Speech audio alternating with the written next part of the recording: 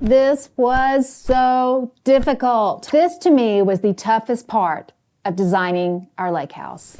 This room, the great room with the kitchen, was really the basis on which I decorated every other room. I had to make so many decisions, and there are so many different ways to go. Today, we're decorating a great room and a kitchen.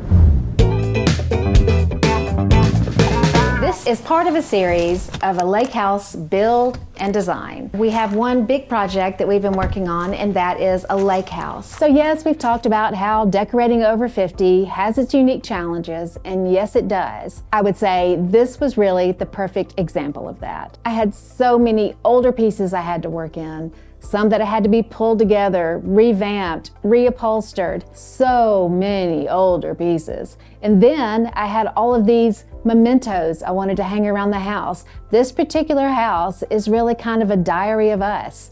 We really wanted everything to look cozy. I wanted it to evoke memories. I wanted it to be a place where our family could really share. Yeah, it's harder when you're over 50 because you have so much junk you want to put in that house. But there were a couple of other things that I had to consider, so I'm going to share a little story with you and a little reason of why we ended up in this place. We had an older house. I've mentioned that it was in pretty bad shape, and when you get to the point where you're driving up to the lake house and hoping it's still there and hasn't slid into the lake, that's a bad sign. It's a really bad sign. Now, at the same time, I was actually going through a cancer diagnosis. I had breast cancer, I was going through chemo, the radiation treatments, few surgeries, all kinds of things. And that really does kind of shake things up a bit for you. And as we sat outside talking about life and the frailty of it, sitting out on the deck, we came to terms with the fact that whatever time we have here on this earth, we wanted to have it here in a house that was not causing us such mental and physical stress. We were constantly working on it. We're older, and we didn't want to have to keep doing this on this house in our 70s, maybe even our 80s, God willing. So we made a decision at that point in time that we were just gonna take our lumps and do the redo. So yes, all things over 50 really were taken into account when we were making these decisions. So yes, this episode is about the great room and the kitchen, but it's really about the process. I've gone through the steps in all of our other episodes, and my husband has told me several times the great room and the kitchen should have been the first one. And I did not want to do that. I wanted you to go through those 8 steps, learn through the 8 steps with me, and then see why I did what I did. So, what is the purpose of the room? I know that sounds like a silly question to ask. I get that a lot from people that I help. Well, it's a great room. It's where you sit and watch TV. No, you do a lot of things in all of these rooms that you need to consider when you're decorating. This isn't just a place where we watch TV. This isn't just a place where we're going to eat. This is actually the way we get to our deck and then down to the dock. I have to make sure that it has a walkable space that is not obstructed, and if we have a lot of people in the room, that people can get in and out easily. And then I have to worry about watching TV and cooking. So think about all of the things you are going to do in that room. It is very important to mentally walk through all of the possibilities so that you can then design and prepare for those possibilities. Step number 2, what is the overall look for the room? Boy, oh boy, was this hard. This really just about took me on out. There are so many different ways that you can go. Now, I did purchase a lot of items from friends who were downsizing, items from secondhand stores. Then, of course, I had some pieces from my very dark decorating past. Had to use all of those. And since I had those already, that sort of determined what I was going to do, but my problem was I was going to have to unify them all in some way. So I decided that my overall look was going to be simplicity, not minimalism, simplicity. I wanted everything, when you walked in the room, to really not show up too much, to blend in so that I could see past those and out into the lake through those big windows, because to me, that needed to be the focus of the room. Step number 3, choose your fabrics. This was a big deal for me. This particular room, I really wanted to be special. So I looked on Houzz, I looked on Pinterest, I started folders in Houzz and boards in Pinterest. I actually watched all of the decorating programs on TV. I even got on YouTube and watched different decorating channels. Now, it's okay if you do this, but we really want you to come back to KOJO, okay? So I went through, did all of that, and came to a conclusion. I wanted to do either a black, cream, and beige theme, or a green and beige theme, or all creams. Those are my three choices. After those three choices, I decided I would build Pinterest boards around those three color schemes. I was out there looking at furniture, pillows, paint. I pulled all of those things into each board and just built them.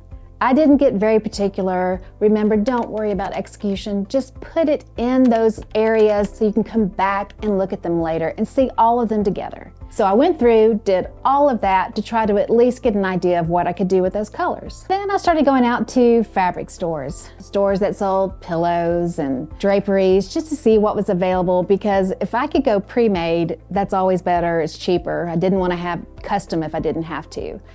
So one day I go into a decorating store and I found this very small pillow with a fish on it.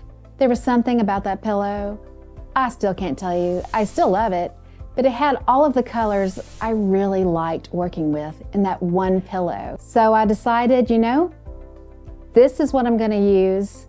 This is the lane I'm staying in. I can't go outside of the lane that has been chosen. This is it. Because at some point, you just have to stake your claim and say, this is it, and I'm going. It's too difficult to try to find the perfect colors. There are too many of them. So whatever feels good to you, choose it, but stay committed to it and keep going. That pillow did it for me. But then I go back to the fabric stores with this pillow, and I start looking for fabrics that are in this particular colorway. I started finding some things that actually worked with it. Started getting a little bit more excited about it, started cutting little samples, taking them home with me, looking at them in natural light, and just seeing what I liked. So then I go back to the material store, I start looking, and then the heavens opened, and I found the fabric. It was like the angels were singing, I found the fabric, and it was the fabric that was going to go on my sofa, on my 2 club chairs, probably on just about anything that I could put it on, because I fell in love with it. It had a greenish cast to it, but it also was a little beigey. It was perfect, and it looked great with the pillow. And at that point, once I bought the entire bolt, I knew that was it. I had to stay in this lane. I was committed. I was in for the long haul. It's a wonderful, freeing feeling. From this point on, I will tell you, things got a lot easier for me. Having the inspiration piece can help you get where you want to be. If you love that inspiration piece, you are going to love the result that comes from that. Whatever you have to do to find it, find it. It will make things a lot easier for you. We always need a third color, just a little accent color that'll go in the room. Initially, I chose more of a red, but this color that was in the fish pillow kind of went orange a little bit in certain lights. It went kind of red in other lights. And one day I was perusing the Hudson Grace website and found an orange peppermill.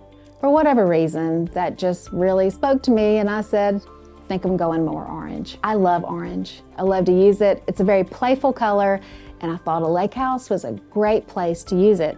So I bought the peppermill, and from that point on, I had orange pillows, orange dishcloths that go in the kitchen, some orange candles, just a little bit of orange here and there. I found an orange runner to go down the dining room table, just little bits and pieces that brighten the room up, because I had a lot of green and beige in the room, and this kind of spiked it up a little bit.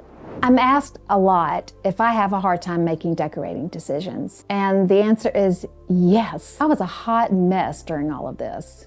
It was so hard. I would wake up one day and be a green girl, and the next day I'd wake up and I'd be a beige and black girl. Oh my gosh, I had to have whatever color I guess thought about the night before. Woke up the next day, I need to change everything. What am I thinking? I need to change it to this. No, it happens a lot.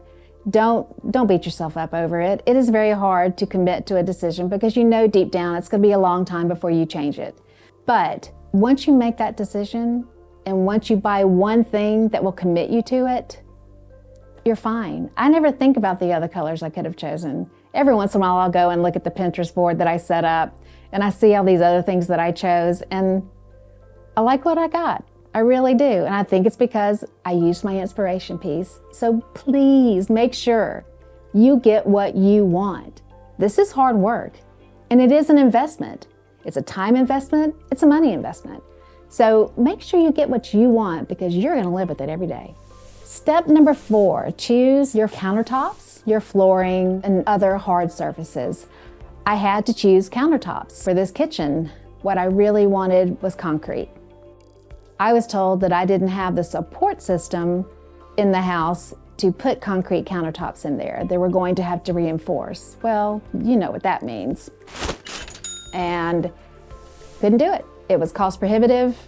We did not have the bucks for that. So I had to find something to do that could be a good second choice.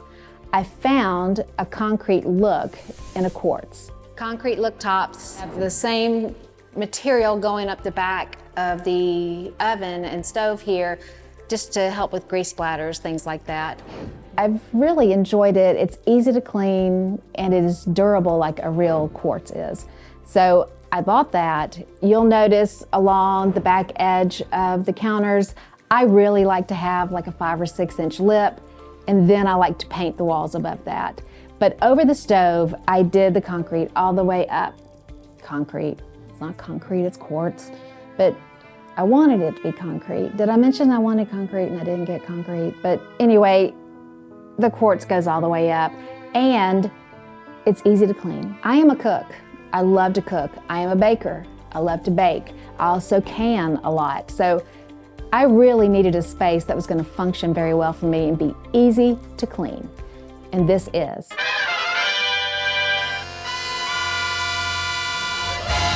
Will Kelley get over her need for concrete?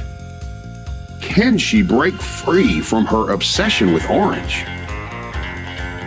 Will she ever finish decorating this lake house? Answers next episode.